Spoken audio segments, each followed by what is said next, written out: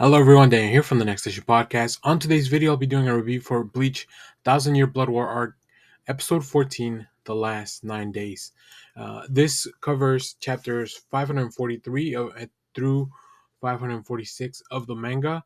There will be spoilers ahead. I'll be going through all the story beats that we hit and a summary first, and then we'll get into the review. This episode plunges the viewers into the heart of conflict as the Vanderite prepares for their full-scale invasion of Soul Society, kind of where we left off. First of all, Yobach introduces his successor, Uryu, which draws resentment from the others, but Yobach's motives are made clear as Uryu is the sole surviving Quincy who withstood the Ashwallen when he took all the powers back. Uh, Also, we see that Ichigo is training and learns that he must do more than just be a Shinigami, right? He must surpass the state of just being a Shinigami to be able to match Yobach. We also check in with Renji and Rukia as they continue to train. We see that Byakuya has finally healed after his time in the springs. We stop by a very comedic scene with Shinji and Hiyori as they make preparations in the world of the living to uh, allow people to go back and forth once again, which leads us to Captain Commander Sentry visiting Ichigo's friends to warn them that they may have to say goodbye to Ichigo. And then the episode concludes with the Stern Ritter moving into the Soul Society as they transform the Cereter into the city of the Quincy. And we see that battle is preparing for to begin. This was a really fun episode. I was a little surprised. I forgot that Bleach was coming back this weekend until I got the alert on my phone. And as soon as I did, I made sure to get on my couch and watch. Uh, I really enjoyed the episode. I will say I'm a big fan of the new opening. I think it's really fun how um, they're using obviously the similar story of what we're about to see, but turning it into some more of a, it looks like a little crime thriller, high school drama almost kind of thing. And it's really always fun to see a lot of these characters like in different clothing, like human clothing and stuff, and then seeing Yehobot in a helicopter trying to get Uryu.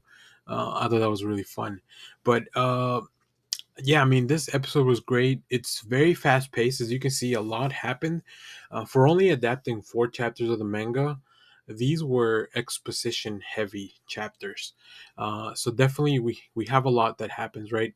Every scene that I described just was very well paced, very well planned. There's some really fun things that they're either restructuring from the manga or expanding on to really give more context, which is really what I wanted from this adaptation, right?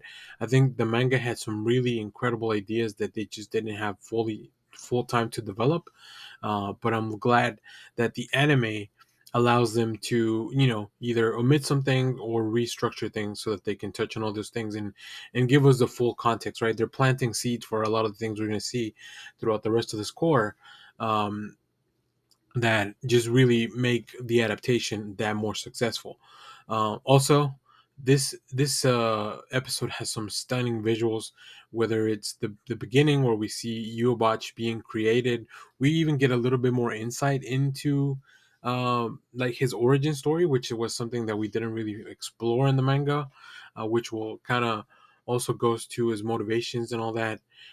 So we see a little bit of backstory on that. We see some scenes of Uryu visiting his mom's grave, and also the rest of the Quincy that died on that night, and just the exploration of all those things. Right, we get to spend a little bit of time with some of the Stern Ritters that are not very happy about this decision, but obviously they're not going to rise up against Jovac and go against his word for now, at least. But yeah, I am very excited for the rest of the core.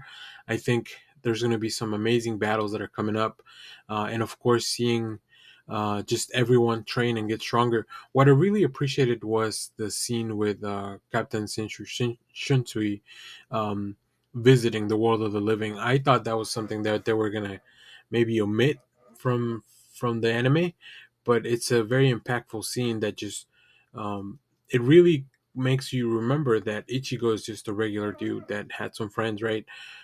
So it's always really nice to kind of go back and see that, to bring back all the stakes that are really, or yeah, everything that's really a stake here. So I really enjoyed this episode. It looked great. The animation looks fantastic. I don't know, this studio. I'm glad they're pacing themselves as they kind of go through all this stuff, because it just shows up in the work afterwards, right? So very excited for the rest of the season. We'll definitely keep talking about it. We'll do some short reaction videos after I watch the episodes, and then we'll do some more full review videos like this.